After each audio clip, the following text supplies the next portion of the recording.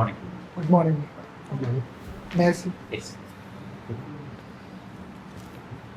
Introduce ചെയ്യാമോ? എൻ്റെ പേര് മിഥുൻ. ഞാൻ വരുന്നത് കാസർഗോഡ് ജില്ലയിൽ കാഞ്ഞങ്ങാടുള്ള തോയമൽ എന്ന സ്ഥലത്തു നിന്നാണ്. ഡിഗ്രി BCom കോപ്പറേഷൻ കഴിഞ്ഞത് കാസർഗോഡ് ഗവൺമെൻറ് കോളേജ്, പിന്നെ PG MCom ചെയ്തത് സെൻട്രൽ യൂണിവേഴ്സിറ്റി ഓഫ് കേരള. നിലവിൽ കാസർഗോഡ് ജില്ലയിലുള്ള മാലക്കല്ല് ശാഖയിൽ KSFEയുടെ കേരള സ്റ്റേറ്റ് ഫിനാൻഷ്യൽ എൻ്റർപ്രൈസിൻ്റെ മാലക്കല്ല് ശാഖയിൽ ജൂനിയർ അസിസ്റ്റൻ്റായിട്ട് വർക്ക് ചെയ്യും. NSS വോളണ്ടിയർ ആയിരുന്നു ഗ്രാജുവേഷൻ. എന്തൊക്കെ സർവീസ് ആണ് നമ്മൾ ചെയ്തത് ആ സമയത്ത്? അവിടെ നമ്മൾ ബ്ലഡ് ഡൊണേഷൻ ക്യാമ്പയിൻസ് ഒക്കെ ഉണ്ടായിരുന്നു. പിന്നെ നമുക്ക് NSSന്റെ ഭാഗമായിട്ട് ഒരു ഡിസംബറിൽ ഒരു ക്യാമ്പ് ഒക്കെ ഉണ്ടായിരുന്നു. ഒരു ദേലമ്പാടി എന്ന് പറഞ്ഞൊരു സ്ഥലത്ത്, കാസർഗോഡിൻ്റെ റിമോട്ട് വില്ലേജ് ആണ്. അപ്പോൾ അവിടെ നമ്മൾ ഒരുപാട് പ്രവർത്തനങ്ങൾ ചെയ്തിരുന്നു. അവിടുത്തെ ഒരു സ്കൂളിന് വേണ്ടിയിട്ട് അവിടെ റോഡ് നിർമ്മിക്കുക, പിന്നെ ചെറിയൊരു കനാലൊക്കെ, അങ്ങനെ വർക്ക്. ചെറിയ വർക്ക് നമ്മുടെ സ്റ്റുഡൻസിനെ കൊണ്ടാവുന്ന പോലെ. ചില സാഹചര്യങ്ങളിൽ ഇപ്പൊ നോ പറയാനായിട്ടുള്ള ബുദ്ധിമുട്ട് അല്ലെ, അത് കാണുന്നത് എന്തുകൊണ്ടാണ് അങ്ങനെ? അത് എന്താ നമുക്ക് ഓവർകം ചെയ്യാൻ സാധിക്കും? എന്തുകൊണ്ട് നോ പറയാൻ സാധിക്കില്ല? ചിലപ്പോൾ നമ്മൾ അടുത്ത റിലേറ്റീവ്സ് അല്ലെങ്കിൽ ഫ്രണ്ട്സ് കൊളീഗ്സ് ഒക്കെ ആയിരിക്കും നമ്മോട്, ഇപ്പം നമ്മൾ എന്തെങ്കിലും കാര്യം ചെയ്യുമ്പോൾ നമ്മളോട് വന്ന് പറയും ഒരു കാര്യം. ചിലപ്പോൾ നമ്മളോട് അവരോടുള്ള ഒരു ഇഷ്ടം വെച്ച് നമുക്ക് എപ്പോഴും ഒരു നോ എന്ന് ഒറ്റയടിക്ക് പറയാൻ പറ്റണമെന്നില്ല. ചിലപ്പോൾ നമ്മുടെ ആ ഒരു വർക്ക് കഴിഞ്ഞിട്ട് അവരുടെ ഒരു കാര്യത്തിന് വേണ്ടി നമ്മൾ ടൈം സ്പെൻഡ് ചെയ്യാൻ വേണ്ടി ശ്രമിക്കും. അപ്പൊ നമ്മുടെ ജോലികൾ അവിടെ ഇൻകംപ്ലീറ്റ് ആയിരിക്കില്ലേ? നമ്മുടെ ജോലി കംപ്ലീറ്റ് ചെയ്തിട്ട് അതിനുശേഷം ആയിരിക്കും അവരുടെ ഒരു പ്രയോറിറ്റി കൊടുക്കുക. അവരുടെ ആ സമയത്ത് ആ ഒരു ഓൺ സ്പോട്ടിൽ നമുക്ക് ഒറ്റയടിക്ക് നോ പറഞ്ഞ് കളയാതെ കുറച്ചൊന്ന് വെയിറ്റ് ചെയ്യാൻ. അത് നിങ്ങളെ യൂസ് ചെയ്തതായിട്ടൊക്കെ തോന്നുന്നുണ്ടോ? യൂസ് ചെയ്തതായിട്ടൊക്കെ ചിലപ്പം നമ്മുടെ ടൈം അതുകൊണ്ട് ചിലപ്പോൾ കുറച്ച് പോയെന്ന് വരാം, എന്നാലും അങ്ങനെ മിസ്യൂസ് ചെയ്യില്ല. ആ ഒരു ബോർഡർ നമുക്കറിയാം അല്ലേ? നോ എന്ന് പറയാൻ പറ്റില്ല എങ്കിൽ അത് എവിടെ വെച്ച് പറഞ്ഞു തുടങ്ങണം എന്നൊരു ബോർഡർ നമുക്ക് അറിയാൻ സാധിച്ചിട്ടുണ്ടാവും. നോ പറഞ്ഞ എക്സ്പീരിയൻസ് ഉണ്ടോ? എന്തെങ്കിലും എക്സ്പീരിയൻസ് പറയാം? നോ പറഞ്ഞ അങ്ങനെ എക്സ്പീരിയൻസ് ആയിട്ട് ഓർക്കുന്നില്ല. ജോലിക്കൊക്കെ പ്രവേശിക്കുമ്പോഴും കോർപ്പറേറ്റ് ഇൻസ്പെക്ടർ വരികയാണ്. നമുക്ക് എല്ലാ ഓഫീസിലും നമുക്കിപ്പം സ്ത്രീകൾക്കെതിരായിട്ടൊരു ലൈംഗിക അതിക്രമത്തിന്റെ ഒരു ഇൻസ്റ്റിറ്റ്യൂട്ട് ഉണ്ട്, ഇന്റേണൽ കമ്മിറ്റി ഉണ്ട്. അപ്പം നിങ്ങള് ഉദ്യോഗസ്ഥരുടെ ഇടയിൽ നിന്നൊക്കെ ഒരു മോശമായ രീതിയിൽ വനിതാ സഹപ്രവർത്തകരോട് പെരുമാറി, അവരവിടുത്തെ ICയിൽ കംപ്ലൈന്റ് കൊടുക്കുന്നു. അപ്പം അന്ന് അതിന് സാക്ഷിയായിരുന്നത് ആരാണ്? മിഥുനാണ്. മിഥുന്റെ അടുത്ത കൊളീഗാണ് ഇതിന് കുറ്റാരോപിതനായിട്ടുള്ളത്. അപ്പം ഈ കൊളീഗിന് അത്ര ബന്ധം, മിഥുന്റെ എല്ലാ രഹസ്യങ്ങളും ഈ കൊളീഗിന് അറിയാം. അപ്പം ഈ ഇതിനിരയായിട്ടുള്ള സ്ത്രീ അവര് പറയാണ് ഇതിന് മിഥുൻ സാക്ഷിയാണ്. അപ്പൊ സാക്ഷി വിസ്താരത്തിന് മിഥുൻ അതിന് ഹാജരാകണമെന്ന് പറയുന്നു. മിഥുൻ ആ സമയത്ത് എന്ത് ചെയ്യും? അങ്ങനത്തെ ഒരു കേസിൽ നമുക്ക് ലോ പ്രകാരം മൂവ് ചെയ്യാൻ വേണ്ടി പറ്റില്ല. സാക്ഷിയായിട്ട് വരാമോ എന്ന് ചോദിച്ചു. അപ്പൊ സാക്ഷിയായി വരണമെന്ന് നിയമപരമായ നിർബന്ധമില്ല. അപ്പം ഇത് കണ്ടത് മിഥുനാണ്. അപ്പൊ അവർക്ക് പറയണം ആ മിഥുൻ വരണം. പക്ഷെ മിഥുന്റെ ആ തന്റെ കൊളീഗിനെതിരെ സാക്ഷി പറയാനായിട്ട് പുതിയ ആ അവസരത്തിൽ എന്താ ചെയ്യാ? നമ്മളെന്തായാലും സ്ത്രീക്കെതിരെയുള്ള അക്രമം നമ്മളങ്ങനെ പ്രോത്സാഹിപ്പിക്കാൻ പാടില്ല. ഇപ്പൊ കൊളീഗാണെങ്കിലും റിലേറ്റീവ് ആണെങ്കിലും നമ്മൾ അവർക്ക് വേണ്ടി വാദിക്കുന്നതിന് പകരം ആരാണോ അവിടെ ഇരയായിട്ടുള്ളത് അവരുടെ കൂടെ നിൽക്കുക എന്നുള്ളതൊരു മാനുഷികമായിട്ടുള്ള ഒരു കടമ എന്ന് പറയും. അതെ. അപ്പൊ അതിനുശേഷം മൊഴി പറഞ്ഞു, സാക്ഷി മൊഴി കൊടുത്തു. അതിനുശേഷം പിന്നെ ആ അടുത്തുള്ള കൊളീഗിനോട് എങ്ങനെയായിരിക്കും താങ്കളുടെ അപ്രോച്ച് പോവുക? പുള്ളിയുടെ ഭാഗത്തുനിന്ന് ആ ഒരു മിസ്റ്റേക്ക് സംഭവിച്ചത്, അത് അതിൻ്റെ ഒരു ഗ്രാവിറ്റി, അതായത് അറിഞ്ഞുകൊണ്ട് തന്നെയാണ് തെറ്റ് ചെയ്തെങ്കിലും ഉറപ്പായിട്ടും ശിക്ഷാർഹനാണ്. അതിൻ്റെയുള്ള ആ നിയമപ്രകാരമുള്ള ഒരു ഇതിലേക്ക് പോകേണ്ടി വരും. അങ്ങനെ കൺസേൺ ഡിപ്പാർട്ട്മെന്റ് എവിടെയാണോ വർക്ക് ചെയ്യുന്നത് അവർ അതിനുള്ള നടപടികൾ എടുക്കുന്നുണ്ടാവും. അപ്പൊ അതനുസരിച്ചായിരിക്കും നമ്മുടെ ആ വ്യക്തിയോടുള്ള അപ്രോച്ച് എങ്ങനെയായിരിക്കും? പഴയ കൂട്ടുകെട്ടിന്റെ ആ ഒരു ഇതുണ്ടാവുമോ? അപ്പൊ അത്തരത്തിലുള്ള ആ ഒരു മോശം കാര്യം ചെയ്യുന്നവരോട് നമ്മൾ അങ്ങനെ ആ ഒരു തരത്തിൽ അവരെ സഹായിക്കാനൊന്നും പോവില്ല. അവരോട് ആ നിയമത്തിന്റെ വഴിക്ക് പോകുന്ന വിചാരിക്കും. മറിച്ച് ആ ഒരു ഫ്രണ്ട്ഷിപ്പ് ചിലപ്പോൾ ഉണ്ടാവും ആ ഒരു മറ്റുള്ള കേസിലൊക്കെ. അയാൾക്ക് ഫ്രണ്ട്ഷിപ്പ് തോന്നണമെന്നില്ലല്ലോ. അത്രയും ഹൃദയത്തിൽ കൊണ്ടുവരുന്ന ഒരാളാണ് എനിക്കെതിരെ സാക്ഷിമൊഴി പറഞ്ഞത്. അത് നമ്മൾ ആ ഒരു കേസല്ല, അവിടെ നമ്മള് സാക്ഷി എന്നുള്ളത് ഒരു ഇമ്പോർട്ടൻ്റ് ആയിട്ടുള്ള കാര്യമാണ്. അപ്പം നമുക്ക് ഒരിക്കലും നമ്മൾ ഫ്രണ്ടാന്ന് വെച്ച് നമുക്ക് അദ്ദേഹത്തിന് അനുകൂലമായിട്ട് പറയാൻ പറ്റില്ലല്ലോ എപ്പോഴും. അത് നമ്മൾ ആ ഒരു സമയത്ത് ആ ഒരു സ്ത്രീയുടെ ഭാഗത്താണ് ശരിയെങ്കിൽ അവരുടെ കൂടെ തന്നെ നിൽക്കണം. ജനുവിൻ ഉത്തരം. അപ്പോൾ സബ്ജക്റ്റിലേക്ക് നമുക്ക് കിടക്കാം. ഗവൺമെന്റ് സർവന്റ് ആകണമെന്നാണ് താല്പര്യം അല്ലേ? നല്ല കാര്യം തന്നെ. ഞാൻ ഈ ട്രഷറിയിലോ സർക്കാർ ഓഫീസിലൊക്കെ പോകുമ്പോഴേ മിഥുൻ്റെ പോലെ ആൾക്കാർ അവിടെ ഇരിക്കുന്നുണ്ട്. അപ്പോൾ നമ്മളിപ്പോൾ ട്രഷറിയിൽ ഇപ്പോൾ SB അക്കൗണ്ട് എന്ന് എഴുതിയിട്ട് 2-3 ആൾക്കാർ അവിടെ ഇരിക്കും. അപ്പോൾ നമ്മൾ ഒരാളുടെ കൊടുത്തോളൂ, അവർ പേപ്പർ പോലും വാങ്ങിച്ച നോക്കാതെ അപ്പുറത്ത് കൊടുക്കാൻ പറയുന്നു. അവനും വീണ്ടും പേപ്പർ പോലും നോക്കാതെ ചെക്കായിരിക്കും, ചെക്ക് വിട്ടർ അതിന് അപ്പുറത്ത് കൊടുക്കാൻ പറയുന്നു. ചെറുപ്പക്കാരൻ പയ്യന്മാരാണ്. ഇത് ശരിയായ നടപടിയാണോ? ശരിയാ. ചിലപ്പോൾ അവരുടെ അറിവ് 30-35 വയസ്സായവന്മാരാ സേവിങ്സ് അക്കൗണ്ടിൽ ഈ 3 പേരാ ഇരിക്കുന്നത്. പേപ്പർ വാങ്ങാൻ പോലും താല്പര്യം കാണിക്കാതെ കെയർലെസ് ആയിട്ട് പെരുമാറുന്ന ധാരാളം പിള്ളേരുണ്ട്. പ്രത്യേകിച്ച് നാഷണലൈസ് ബാങ്കിൽ കുറവാണ്. സർക്കാർ സർവീസ് പ്രത്യേകിച്ച് ട്രഷറി പോലുള്ള സ്ഥാപനങ്ങളിൽ പ്രായമുള്ള ആൾക്കാരാണ് വരുന്നത്. നമ്മളവിടെ ഡെപ്പോസിറ്റ് ഇട്ടിട്ടാണ് നമ്മൾ വരുന്നത്, അല്ല വെറുതെ വരുന്നതല്ല. ഈ പ്രവണത ഉള്ള പിള്ളേർ ധാരാളം ഉണ്ട്. എന്താ അഭിപ്രായം? അങ്ങനെ ചെയ്യാൻ പാടില്ല. കാരണം സർവീസാണ് ഒരു ഗവൺമെന്റ് സർവന്റിന്റെ മെയിൻ ആയിട്ടുള്ള ദൗത്യം എന്ന് പറയുന്നത്. അപ്പൊ നമ്മുടെ മുന്നിൽ വരുന്നവർക്ക് കൃത്യമായിട്ടുള്ള സേവനം കൊടുക്കുക. അപ്പൊ അങ്ങനെ ഇത്രയും എക്സ്പീരിയൻസ് ഉള്ളവര് അങ്ങനെ ഫയല് തൊട്ടപ്പുറത്താക്കി കൈമാറേണ്ട ആവശ്യമില്ല. അവിടെ അവർക്ക് വർക്ക് അറിയായിരിക്കും എന്താ ചെയ്യേണ്ടതെന്നുള്ളത്. ആ ഒരു വർത്തമാനം പറഞ്ഞാൽ മതി, അതുപോലും ചെയ്യില്ല കേട്ടോ അവര്. അതുപോലെ സാർ ചെക്ക് ലീഫാണ് ഇവിടെ സാർ തരണം എന്നിട്ട് വെച്ചതിന് ശേഷം 2-3 മിനിറ്റ് 10 മിനിറ്റ് കഴിഞ്ഞിട്ട് സാർ അത് ശരിയായിട്ടുണ്ട് സാർ എന്ന് പറയുന്നതിന്റെ മാന്യത. അല്ലാതെ നമ്മളെ മുഖത്ത് നമ്മളെ ഇൻഡിഫറൻ്റ് ആയിട്ട് പെരുമാറുന്നത് ശരിയാണ്? നോക്കിയിരിക്കണേ. KSFലാണ് വർക്ക് ചെയ്യുന്നത്. ഈ KSFൽ അടുത്ത കാലത്ത് വിജിലൻസ് റെയ്ഡ് നടത്തി ഒരുപാട് റെക്കോർഡ്സ് ഒക്കെ പിടിക്കുകയും സ്റ്റേറ്റ് മൊത്തം നടത്തിയിരുന്നു. ഒരു 6-7 മാസം മുമ്പ് അല്ലേ? KSFലെ പ്രവർത്തനങ്ങൾ അത്രയും തൃപ്തികരമാണോ?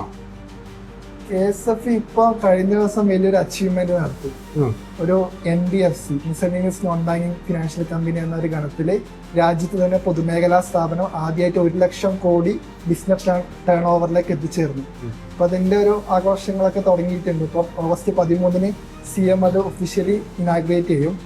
KSF സംബന്ധിച്ചിടത്തോളം അത് തുടങ്ങിയത് ഒരു ചിട്ടി കമ്പനി ആയിട്ടാണെങ്കിലും ഇപ്പൊ നിലവിലൊരു ബാങ്കുകൾ, ഒരു നാഷണലൈസ്ഡ് ബാങ്ക്സ് കൊടുക്കുന്ന എല്ലാ തരത്തിലുള്ള സേവനം, ഒരു ഗോൾഡ് ലോൺ, പേഴ്സണൽ ലോൺ ആയിക്കോട്ടെ, മറ്റേ ലോണുകൾ, അതേപോലെ ഡെപ്പോസിറ്റ്, ഒട്ടുമിക്ക സേവനങ്ങളും KSF നൽകുന്നുണ്ട്. ചിട്ടി മാത്രമല്ല, ചിട്ടിയാണ് നമ്മൾ കൂടുതൽ ഫോക്കസ് ചെയ്യുന്നത്. ഒരു ഫിനാൻഷ്യൽ ഇൻസ്ട്രുമെന്റ് എന്ന രീതിയിൽ ചിട്ടി കേന്ദ്രീകരിച്ചാണ് KSF കൂടുതൽ പ്രവർത്തിക്കുന്നത്. പക്ഷെ മറ്റ് ലോൺ ആയാലും ഡെപ്പോസിറ്റ് ആയാലും KSF പ്രോത്സാഹിപ്പിക്കുന്നുണ്ട്. ഇപ്പൊ നിലവിൽ കേരളത്തിൽ 50 ലക്ഷത്തോളം കസ്റ്റമേഴ്സ് KSFക്ക് ഉണ്ട്. അപ്പം അതിന് അടുത്തൊരു ഒബ്ജക്റ്റീവായിട്ട് വരുന്ന അതൊരു 1 കോടിയിലേക്ക് എത്തിക്കുക എന്നുള്ളതാണ്. കസ്റ്റമർ ബേസ്, കേരളത്തിൽ കസ്റ്റമർ ബേസ് കൂട്ടുക. അതേപോലെ കുറേ കാര്യങ്ങൾ KSF ചെയ്യുന്നുണ്ട്. ഇപ്പോൾ ചിട്ടിയിൽ തന്നെ ഡിവിഷൻ ചിട്ടി സ്റ്റാർട്ട് ചെയ്തു, പ്രവാസി ചിട്ടി, അത് ഒരു വലിയൊരു വിജയമായിട്ട് മാറ്റി പ്രവാസി ചിട്ടികൾ. അപ്പോൾ അതേപോലെ ഇപ്പോൾ കേരളത്തിലെ ഏറ്റവും മികച്ച ഒരു പൊതുമേഖലാ സ്ഥാപനമായിട്ട് ഗവൺമെന്റിനും കേരളത്തിലെ ജനങ്ങൾക്കും യൂസ്ഫുൾ ആയിട്ടുള്ള ഒരു സ്ഥാപനമായിട്ട് KSF മാറിയിട്ടുണ്ട്. ശരി, നല്ലത് തന്നെ. നമുക്കിനി സബ്ജക്റ്റിലേക്ക് വരാനല്ലേ? ഇപ്പോൾ കോപ്പറേറ്റീവ് ഡിപ്പാർട്ട്മെന്റ് പ്രധാനപ്പെട്ട ജോലിയാണ് ഓഡിറ്റിംഗ്. ഓഡിറ്റിങ് മിഥുനിപ്പോൾ ഒരു സംഘത്തിൻ്റെ ഓഡിറ്ററായിട്ട് പോകുന്നു. ഇപ്പോൾ ഒരു അലമാര വാങ്ങിക്കും, അലമാരയുടെ വില, ബില്ലുണ്ട്, ഡോക്യുമെൻറ്റ്സ് എല്ലാം ഉണ്ട്. 1 ലക്ഷം രൂപയാണ് അലമാരയുടെ ബില്ലിനകത്ത് ട്രാൻസാക്ഷൻ ജേണൽ ബുക്കിലോ ലെഡ്ജർ ബുക്കിലോ കൺസെൻറ്റ് ബുക്കിൽ എഴുതിയിട്ടുള്ളത്. 1 ലക്ഷം രൂപ ബില്ലുണ്ട്. നമ്മളൊക്കെ വൗച്ചിങ് നടത്തുമ്പോൾ ബില്ല് വെച്ചാലേ തന്നെ. പക്ഷേ ആ അലമാരയ്ക്ക് 75,000 രൂപയെ വിലയുള്ളൂ. ഇതിനറിയാം. ഇതെങ്ങനെയാണ് തെളിയിക്കും? വൗച്ചറിൽ 1 ലക്ഷം രൂപ. 1 ലക്ഷം രൂപ. അതിന്റെ ഇപ്പം നിങ്ങളവിടെ തന്നെ ഫർണിച്ചർ മറ്റൊക്കെ സാധനങ്ങൾ വാങ്ങുന്നു, കമ്പ്യൂട്ടർ സാധനങ്ങൾ വാങ്ങിക്കുന്നു. ഇപ്പോൾ കോമൺ ആയിട്ട് നമുക്കറിയാം, കമ്പ്യൂട്ടർ സാധനങ്ങളൊക്കെ വാങ്ങിക്കുമ്പോൾ വില കുറഞ്ഞ സാധനങ്ങൾ വാങ്ങിച്ചിട്ട് വില കൂട്ടി വയ്ക്കുന്നു അല്ലേ? വൗച്ചറിൽ കൂടുതൽ കാണിക്കും, പേയ്മെന്റ്സ് കൂടുതൽ കാണിക്കും.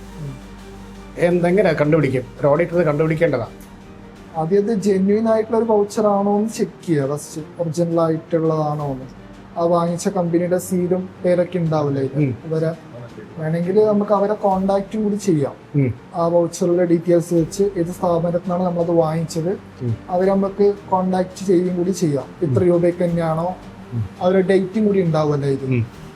അത് വാങ്ങിച്ചെന്നുള്ള കാര്യം നമുക്ക് ഉറപ്പുവരുത്താം. അതിലൂടെ നമുക്കത് അപ്പം ഇത് ശരിയല്ലേ? അപ്പം നമുക്ക് ഈ ബില്ല് കൊണ്ടുപോയി നമുക്ക് എവിടെ വേണോ പരിശോധിക്കാം, ഏത് സ്ഥാപനത്തിൽ വേണോ ഗവൺമെന്റ് ഓഡിറ്റർ എന്ന നിലയിൽ പോയി പരിശോധിക്കാം. അപ്പോൾ അവിടെ പോയി ചോദിക്കുന്നു, സാറേ ഈ പറഞ്ഞാൽ ഇവിടെ ഇപ്പോൾ ഇതേ അലമാര ഞാൻ വാങ്ങിച്ചപ്പോൾ 75,000 രൂപയായിട്ടുള്ളൂ, അതേ ഡേറ്റിന് ഈ സ്ഥാപനത്തിന് കൊടുത്തപ്പോൾ 1,00,000 രൂപയായിട്ടുള്ളൂ. അപ്പോൾ എന്തുകൊണ്ട് ഇങ്ങനെ വന്നു? അപ്പോൾ അത് കൺവിൻസ് ചെയ്യും ഇങ്ങേര് പറഞ്ഞതാണോ എന്തെങ്കിലും രീതിയിൽ പറയും. അപ്പോൾ 25,000 രൂപ അവിടെ എക്സസ് പേയ്മെന്റ് ചെയ്തിരിക്കുകയാണ്. ഇത് കണ്ടുപിടിക്കുന്നതാണ് ഓഡിറ്റ്. പേപ്പർ വായിക്കാറില്ലേ, സർക്കാരിന് വേണ്ടി വസ്തു വാങ്ങിച്ചതിൽ കോടികൾ വെട്ടിപ്പും, കമ്പ്യൂട്ടർ സാധനങ്ങൾ വാങ്ങിച്ചതിൽ വെട്ടിപ്പും. ഇത് കണ്ടുപിടിക്കുന്നതാണ് ഒരു ഓഡിറ്റിംഗ് ജോലി. അപ്പോൾ ഒരു ആഴത്തിലുള്ള ഒരു പരിശോധനയിലൂടെ വേണ്ട, ആഴത്തിലുള്ളൊരു പരിശോധന ഉണ്ടെങ്കിൽ മാത്രമേ ഈ ഓഡിറ്റ് നമുക്ക് നേരെ പോകാൻ പറ്റും. അല്ലെങ്കിൽ 10 ഇപ്പം മിഥുൻ ഓഡിറ്റ് ചെയ്തൊരു സംഘത്തിൽ 10 വർഷമായിരിക്കും കഴിഞ്ഞായിരിക്കും ഈ ക്രമക്കേട് കണ്ടെത്തുന്നത്. മിഥുൻ കണ്ടെത്തിയില്ല, അങ്ങ് പോയി. 10 വർഷം കഴിഞ്ഞ് പറയും അന്നേ ഈ പറഞ്ഞ പോലെ ഈ ഫ്രോഡ് നടന്നിരിക്കുകയാണ്. ഇപ്പൊ കാസർഗോഡ് തന്നെ കുറെ സംഘങ്ങളുണ്ടല്ലോ, ഫിനാൻഷ്യൽ ഫ്രോഡ് നടത്തിയ കോപ്പറേറ്റീവ് സൊസൈറ്റികളെല്ലാം വർഷങ്ങളോളം നടത്തി വരുന്നുണ്ട്. അപ്പോൾ ഒരുപാട് പ്രാപ്തിയോടെ ആയിരിക്കണം ഈ ജോലി ചെയ്യേണ്ടത് കേട്ടോ. സാധാ മുഴുക്കൻ മട്ടിൽ പറ്റൂല. മറ്റേ ഗവൺമെന്റ് ഓഫീസിൽ ജോലി ചെയ്യും പോലെ അല്ല, കെയർഫുൾ നമ്മൾ നല്ല പറ്റും, അതിൻ്റെ അറിയിച്ചെടുക്കും. പിന്നെ കോപ്പറേറ്റീവ് ആക്ട് ആൻഡ് റൂൾസിൽ നമ്മുടെ സെക്ഷൻ 1 മുതൽ 110 വരെയുണ്ട്. അതുപോലെ റൂൾസ് 1 മുതൽ 201 വരെയുണ്ട്. ഇതിനകത്ത് ഡിപ്പാർട്ട്മെന്റ് ഇൻവോക്ക് ചെയ്യുന്ന ഏതൊക്കെ സെക്ഷനാണ്? ഡിപ്പാർട്ട്മെന്റിന്റെ അധികാരം അവർ പ്രയോഗിക്കുന്നത്, സൊസൈറ്റിയുടെ പ്രവർത്തനം നിയന്ത്രിക്കുന്നത് ഡിപ്പാർട്ട്മെന്റാണ്. ഡിപ്പാർട്ട്മെന്റ് നിയന്ത്രിക്കുന്നതിന് സഹകരണ നിയമത്തിൽ ബന്ധപ്പെട്ട സെക്ഷൻസ് ഉണ്ട്, സെക്ഷനും റൂളും ഉണ്ട്. അതൊക്കെ എന്ന് പറയാം. ഓഡിറ്റുമായിട്ട് ബന്ധപ്പെട്ട് ഓഡിറ്റ് സെക്ഷൻ ഉണ്ട്. പിന്നെ എൻക്വയറി ഇൻസ്പെക്ഷൻ നടത്താറുണ്ട്, സെക്ഷൻ 65 66. പിന്നെ രജിസ്ട്രേഷൻ ആർബിട്രേഷൻ എക്സിക്യൂഷൻ അല്ലേ പ്രധാനപ്പെട്ട ഒരു സെക്ഷനാണ് ആർബിട്രേഷൻ എക്സിക്യൂഷൻ. ഈ SC/ST ഫെഡറേഷൻ കേട്ടിട്ടുണ്ടല്ലോ, അതിന്റെ ആസ്ഥാനം എവിടെ? ട്രിവാൻഡ്രം. എന്ത് ചെയ്യുന്നവര്? അവര് മെയിനായിട്ട് SC/ST കമ്മ്യൂണിറ്റിയുടെ അവരുടെ ഡെവലപ്മെന്റിന് വേണ്ടിയിട്ടുള്ള കാര്യങ്ങൾ ചെയ്യുക. അതേപോലെ പ്രൈമറി സൊസൈറ്റീസ് ഉണ്ടാവില്ല SC/ST, അവർക്കുള്ള സഹായങ്ങൾ ഫിനാൻഷ്യലി സപ്പോർട്ട് ചെയ്യുക. മറ്റ് ഗവൺമെന്റിന്റെ തന്നെ പ്രൊജക്റ്റ് ഒക്കെ ഉണ്ടാവും SC/ST കമ്മ്യൂണിറ്റിക്ക് വേണ്ടിയിട്ടുള്ള, അപ്പൊ അതിന്റെ ഏറ്റെടുപ്പ് നടത്തുക. ശരിയാണ്. ഒരു കോപ്പറേറ്റീവ് സൊസൈറ്റി രജിസ്റ്റർ ചെയ്യുന്നതിന് മിനിമം 25 മെമ്പർമാർ വേണം. 25 ഇല്ലാത്തത് രജിസ്റ്റർ ചെയ്യാമോ? ചില കേസിൽ എക്സംഷൻസ് ഉണ്ട്. ചില കേസ് അങ്ങനെ ഒന്നും പറയില്ല, അതെന്തെങ്കിലും റൂള് കാണും, റൂൾ ഓഫ് സെക്ഷൻ എന്തെങ്കിലും പറഞ്ഞിരിക്കും, അല്ലെങ്കിൽ ഗവൺമെന്റ് ഓർഡറെങ്കിലും ഇൻഡസ്ട്രിയൽ സൊസൈറ്റീസ് ആകുമ്പോൾ മിനിമം 10 പേര് മതി. അത് ആ ഗവൺമെന്റിന്റെ ഉത്തരവുണ്ട് കേട്ടോ. ഇൻഡസ്ട്രിയൽ സൊസൈറ്റി, കൈത്തറി, മറ്റേ ഇവര് കരകൗശല തൊഴിലാളികൾ, അവരുടെയൊക്കെ സംഘങ്ങൾക്ക് ഇത് വേണം. കാസർഗോഡ് അല്ലേ? നമ്മള് ബാങ്കിങ്ങിൽ ഇപ്പോഴും ഏത് ഓംബുഡ്സ്മാൻ സ്കീമാണ് ഫോളോ ചെയ്യുന്നത് അറിയാം? ബാങ്കിങ്ങിൽ ഇപ്പൊ നിലവിൽ ഇന്റഗ്രേറ്റഡ് ബാങ്കിങ് ഓംബുഡ്സ്മാൻ സ്കീം. എന്റെ ഫുൾ പേരെന്താണ്? Integrated banking ombudsman, reserve bank integrated ombudsman scheme 2021. Reserve bank എന്ന് കൂടെ ചേർക്കണം. എന്താണ് ഇന്റഗ്രേറ്റഡ് ഓംബുഡ്സ്മാൻ സ്കീം എന്ന് പറയാൻ കാരണം? ഇന്റഗ്രേറ്റഡ് എന്ന് പറഞ്ഞാൽ മൊത്തത്തിൽ എല്ലാ ബാങ്കുകളെയും അതേപോലെ NBFC, മറ്റുള്ള സ്മോൾ ഫിനാൻസ്, പേയ്മെന്റ് സർവീസ് എല്ലാ അതായത് മുമ്പേ പേയ്മെന്റ് സർവീസ് ഒരു ഓംബുഡ്സ്മാൻ, NBFC ഒരു ഓംബുഡ്സ്മാൻ സെപ്പറേറ്റ് ആയിരുന്നു. അതുപോലെ ബാങ്കിങ്ങിൽ ഒരു ഓംബുഡ്സ്മാൻ. ഇത് മൂന്നും കൂടെ സംയോജിപ്പിച്ച് ഒരൊറ്റ ഓംബുഡ്സ്മാൻ സ്കീം ഉണ്ടാക്കി 2021. അതാണ് ഇന്റഗ്രേറ്റഡ് ഓംബുഡ്സ്മാൻ സ്കീം 2021 എന്ന് പറയാൻ കാരണം. അതിന്റെ മെയിൻ പ്രിൻസിപ്പിൾ എന്താ? What is ethic integrated ombudsman scheme? അതിന്റെ ആ ലോജിക്ക് എന്തായിരുന്നു? ആ ഒരു ഇന്റഗ്രേറ്റഡ് ഓംബുഡ്സ്മാൻ സ്കീം രൂപീകരിക്കാനും നമ്മൾ കംപ്ലൈന്റ് കൊടുക്കാനുള്ള ഒരൊറ്റ കേന്ദ്രമാക്കി മാറ്റി. എന്താ അതിന്റെ ഒരു പ്രത്യേകിച്ച് പേരുണ്ട്? വൺ നേഷൻ വൺ ഓംബുഡ്സ്മാൻ കേട്ടിട്ടുണ്ടോ? Objective one nation one ombudsman.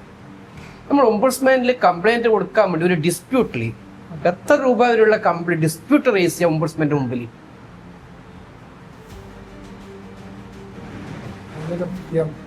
ഓർമ്മയില്ല. ഡിസ്പ്യൂട്ട് എമൗണ്ടിന് ലിമിറ്റ് ഒന്നുമില്ല, എത്ര രൂപ വരെയുള്ള ഡിസ്പ്യൂട്ട് വേണം നമുക്ക് ഓംബുഡ്സ്മാനിൽ റേസ് ചെയ്യാം. പക്ഷെ ഇന്റഗ്രേറ്റഡ് ഓംബുഡ്സ്മാൻ സ്കീമിൽ പരമാവധി കോമ്പൻസേഷൻ കൊടുക്കാനുള്ള അവാർഡ് ചെയ്യാനുള്ള അധികാരം എത്ര രൂപ അറിയോ? ഡിസ്പ്യൂട്ട് എത്ര വേണമെങ്കിൽ റേസ് ചെയ്യാം. പക്ഷെ ഇന്റഗ്രേറ്റഡ് ഓംബുഡ്സ്മാന് അവാർഡ്, അതായത് കോമ്പൻസേഷൻ അവാർഡ് ചെയ്യാൻ ഒരു ലിമിറ്റ് വെച്ചിട്ടുണ്ട്. 20 ലക്ഷം. 20 ലക്ഷം പരമാവധി 20 ലക്ഷം വരെ കോമ്പൻസേഷൻ കൊടുക്കാം. അവാർഡ് ചെയ്യാനുള്ള അധികാരം ഇന്റഗ്രേറ്റഡ് ഓംബുഡ്സ്മാൻ. അത് കൂടാതെ ഒരു 1 lakh കൂടെ അഡീഷണൽ ആയിട്ട് കൊടുക്കുന്നുണ്ട്. ഇതിനു വേണ്ടി അത് അതായത് കംപ്ലൈനന്റിന് എന്തെങ്കിലും മെന്റൽ അഗണിയോ ടൈം കൺസംഷനോ എന്തെങ്കിലും കൂടുതൽ സംഭവിച്ചിട്ടുണ്ടെങ്കിൽ അതിനു വേണ്ടി അഡീഷണൽ 1 lakh ഇന്റഗ്രേറ്റഡ് ഓംബുഡ്സ്മാൻ ഒരു കോമ്പൻസേഷൻ ആയിട്ട് അവാർഡ് ചെയ്യാം. ഈ section 89 of the NI act എന്താ അറിയോ? സെക്ഷൻ 89 വളരെ ഇമ്പോർട്ടൻറ്റ് സെക്ഷൻ ആണ്.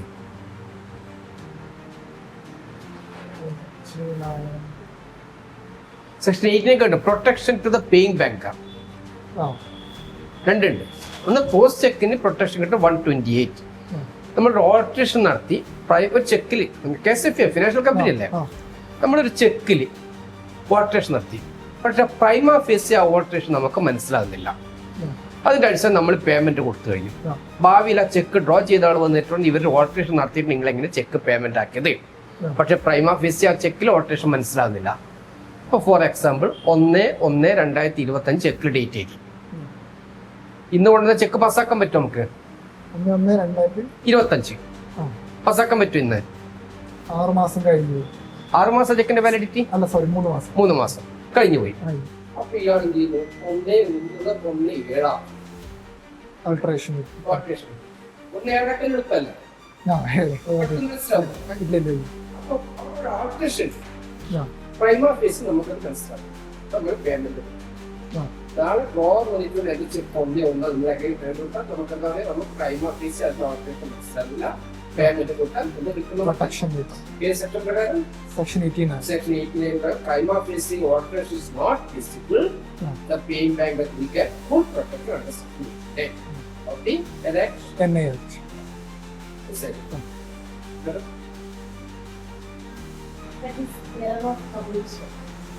എറർ ഓഫ് കമ്മീഷൻ എന്ന് പറയുമ്പോൾ നമ്മൾ പോസ്റ്റിംഗ് ചെയ്യുന്ന സമയത്ത് അല്ലെങ്കിൽ റെക്കോർഡ് ചെയ്യുന്ന സമയത്ത് എന്തെങ്കിലും മിസ്റ്റേക്സ് വരുവാണെങ്കിൽ അതിനാണ് എറർ ഓഫ് കമ്മീഷൻ എന്ന് പറയുന്നത്. ടോട്ടലിംഗ് ബാലൻസിങ് അതിലൊക്കെ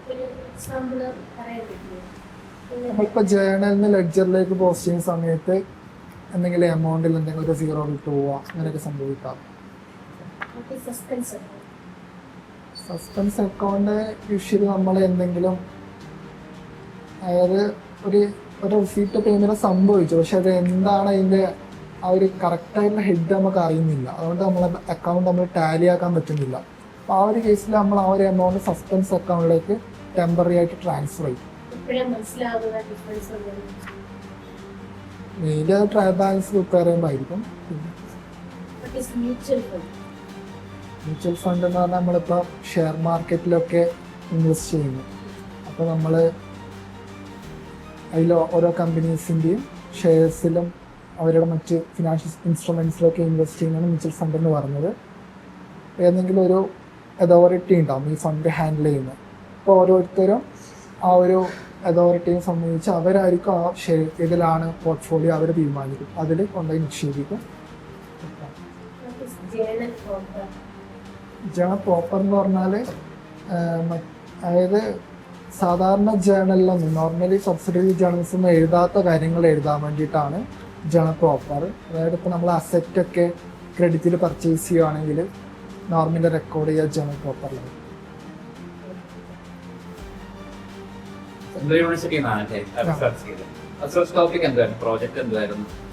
റിസർച്ച് അല്ല, അവിടെ നമ്മൾ ഫിനാൻഷ്യൽ പെർഫോമൻസ് ആയിരുന്നു മിഡ് ക്യാപ് കമ്പനീസിന്റെ. പ്രധാനമായിട്ട് കറക്റ്റ് ഓർക്കുന്നില്ല, എന്നാലും നമ്മൾ ആ ഒരു കമ്പനീസിന്റെ അനാലിസിസ് ആയിരുന്നു. അനാലിസിസ് ആയിരുന്നു. നല്ല രീതിയിൽ ഉത്തരങ്ങളൊക്കെ പറയുന്നുണ്ട്, നല്ല രീതിയിൽ പെർസെന്റബിൾ ആയിട്ട് തന്നെ പറയും.